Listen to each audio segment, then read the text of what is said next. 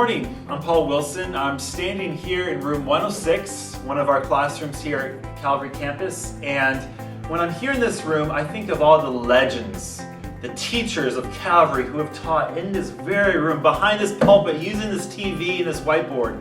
I think of John Boyd. I think of Ed Lamb. I think of Steve Gabriel and Glenn Watt, Dan DePretice, these legendary teachers of Calvary. And I think about how I'm going to fire many of them come September. Now, why is that? It's because we're bringing changes to what we're doing here at Calvary on Sunday mornings to the classrooms. Many of you know that we've had what we have called Gospel Life Seminars, classes that meet for 12 weeks and then rotate to a different class. But we're changing that, and this is based on both prayerful consideration and feedback that we've received from you. We're changing the Gospel Life Seminars to Sunday morning community groups. And a big reason for that is before you were in a classroom for 11, 12 weeks, you had great content, but then after that time, you had to go to a different class with different people and maybe a different teacher. What we need here at Calvary right now is community. Community where we are not just with a certain group of people for 11 weeks, but for at least a year. So Sunday morning groups are now going to be community groups that will meet for a year. And what that means then is you can either be in a community group here at church on Sunday morning or in a home during the week.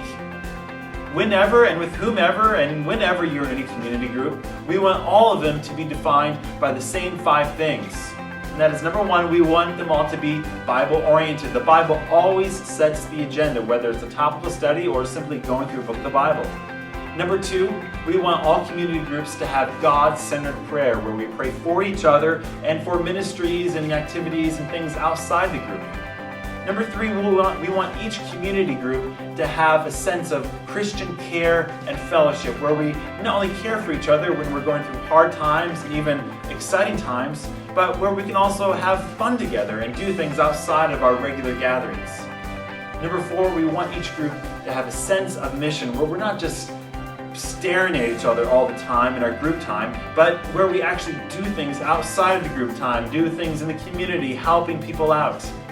And finally, number 5, we want each group to be gospel-driven, because we don't just want these groups to be areas where we can feel better about ourselves and we can maybe grow in our relationships and our friendships, but we want them to drive us all back to the cross, because it's only at the cross where we can not only find true change, but we can also find true community.